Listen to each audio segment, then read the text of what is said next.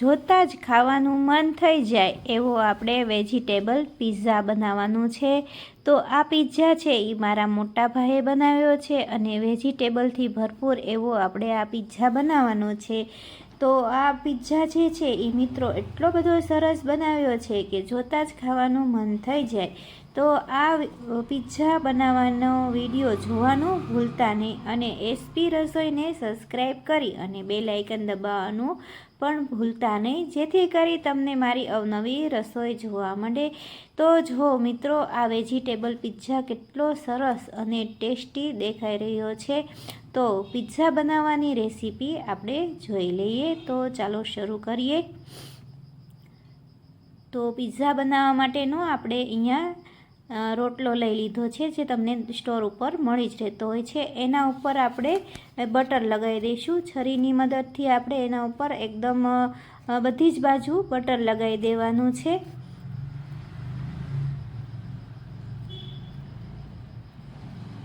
Butter લગાવી દીધા પછી આપણે પિઝા ટોપીઝ આવે છે એ મૂકવાનું છે। એ પણ તમને બજારમાંથી અવેલેબલ મળી જ રહેશે। તો આપણે પિઝા ટોપીઝ લગાવી દઈશું અને એને પણ છરીની મદદથી આપણે એને એકદમ રાઉન્ડ શેપમાં લગાવી દેવાનો છે। તો જો મિત્રો આવી રીતે આપણે રોટલાને હાથમાં લઈ અને બધી જ બાજુ પિઝા ટોપીઝ લગાવી દેવાનો છે। આનાથી પિઝામાં ખૂબ જ સરસ ટેસ્ટ આવશે। પછી આપણે એના ઉપર ઓરેગાનો લગાવી દેવાનો છે અને થોડાક આપણે ચીલી ફ્લેક્સ પણ ઉપરથી એડ કરી દઈશું। અને જો મિત્રો હું અહીંયા વેજીટેબલ પિઝા બનાવી રહી છું। તો આમાં તો એવું છે કે તમને જે પણ વેજીટેબલ ભાવતા હોય તે તમે લઈ શકો છો।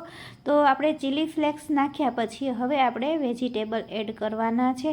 તો વેજીટેબલમાં જો કોબી, ગાજર, કાકડી અને કેપ્સિકમ, મરચાં આવી રીતે મેં ઝીણી ઝીણી કચુંબર બનાવી લીધી છે અને એકદમ ઝીણા ઝીણા સુધારી લીધા છે।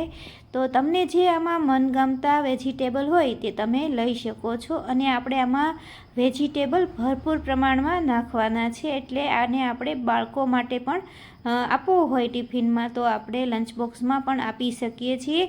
તો જો મેં અહીંયા બધા જ વેજીટેબલ એમાં મૂકી દીધા છે। પછી આપણે એમાં મોઝરેલા ચીઝ એડ કરવાના છે। તો આવી રીતનું તમને બજારમાંથી જ મોઝરેલા ચીઝ મળી રહેશે।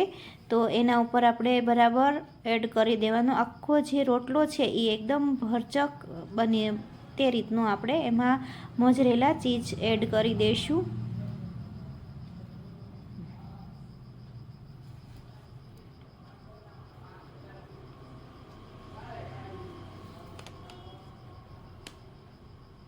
તો જો મેં અહીંયા ચીઝ બધું જ મૂકી દીધું છે। પછી બ્લોક ચીઝ આપણે એડ કરી દઈશું ઉપરથી।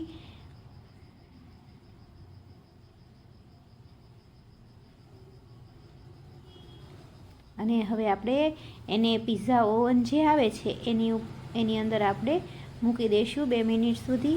તો આપણે એને ઓવનમાં મૂકી દઈએ અને 2 મિનિટ થઈ જાય એટલે આપણે ચેક કરી લેવાનું કે આપણે પિઝા જે છે એ એકદમ શેકાઈને રેડી થઈ ગયો છે કે નહીં। તો જો આપણો જે વેજીટેબલ પિઝા છે એ બનીને તૈયાર થઈ ગયો છે અને બધા જ વેજીટેબલ એટલા સરસ ચડી અને એટલી સરસ સુગંધ આવે છે કે વાત ન કરો। એટલું બધું જોતાં જ ખાવાનું મન થઈ જાય એવું આપણો આ વેજીટેબલ પિઝા બનીને તૈયાર થઈ ગયો છે। અને આપણે ઉપરથી એમાં ચીઝ પણ એડ કરશું, ખમણેલું ચીઝ। તો એનાથી આપણો પિઝા છે એ ખૂબ જ ટેસ્ટી લાગશે। તો તમે જોઈ રહ્યા છો કે આપણો પિઝા જે છે એ બનીને તૈયાર થઈ ગયો છે।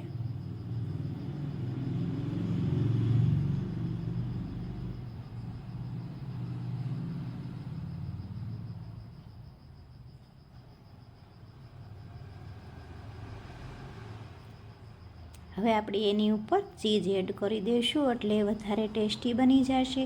તો તમારે જે પ્રમાણમાં ચીઝ નાખવું હોય એના ઉપર તમે બ્લોક ચીઝ નાખી શકો છો।